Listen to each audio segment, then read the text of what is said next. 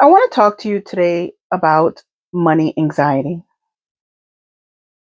Not in a dramatic way, not in a shamed based way, but in the way that it actually shows up. That tight feeling in your chest when you're about to open up your bank app. The urge to avoid looking at any numbers, the sense that you should have something figured out by now. If you're going through a life transition, especially a long period, this is more common than people like to admit. And today I wanted to share three grounded ways to calm money anxiety, especially when you're starting over and pivoting and redefining your life. Here's something I've learned both personally and through studying astrology and long life cycles. Money anxiety is rarely just about money. It's about safety, it's about identity. It can even be about control during times when you're feeling uncertain or you've lost control. During those long astrological transitions, they coincide with the old structure that is dissolving and you're beginning anew. And those Saturn cycles, major activity, and identity shifts is what happens when the nervous system is going through survival mode. And money becomes the focal point for that fear. So if you're feeling anxious right now, it doesn't mean you're failing.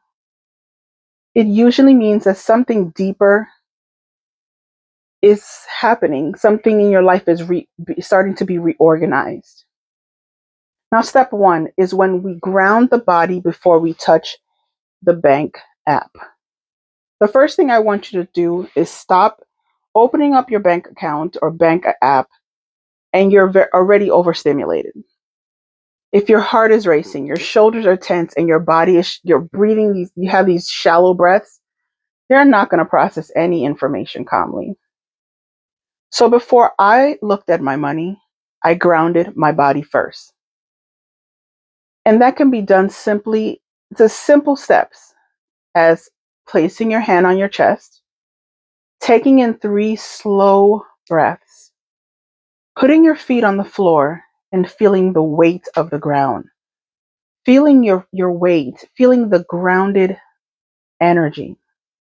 And this isn't called avoidance. It's called regulating your energy and getting grounded. Your body needs to feel safe before your mind can even process or rationalize the numbers that they're looking at. And this one step alone can help regulate your nervous system. The second step is stop trying to do everything all at once. Instead, create a tiny window, 5 minutes, once a week. That's it. No budgeting overhauls, no spreadsheets, whole different apps you're looking at. No, just 5 minutes when you're calmly just looking at the numbers, and that's it. Some people even like to make a ritual of it. I used to light a candle, make some tea, and choose a consistent date.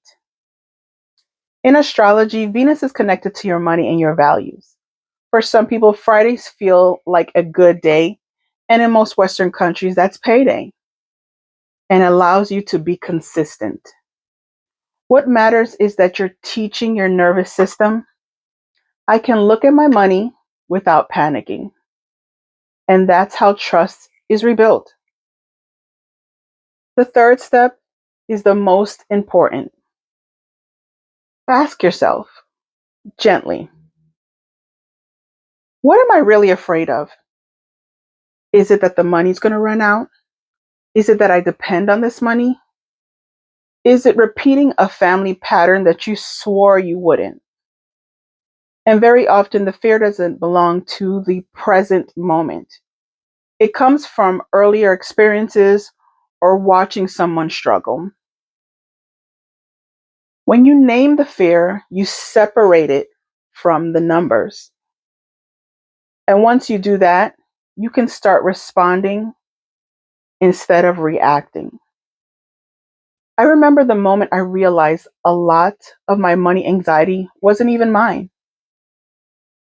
It came from watching fear around me about money growing up, from absorbing that urgent feeling from the adults, and that never was even my reality. Once I made that shift, I realized that, and it didn't happen overnight, but my relationship with money did change. And I and that's when the stability began. If this resonated with you, you're not alone. Long transitions take time. Money anxiety during these periods doesn't mean you're doing something wrong. You're navigating through this right now. Let me know in the comments below what stood out in this video to you. And if you want more grounded and calm conversations about money, transitions, and life cycles and those long cycles, please subscribe. We're building this slowly and intentionally.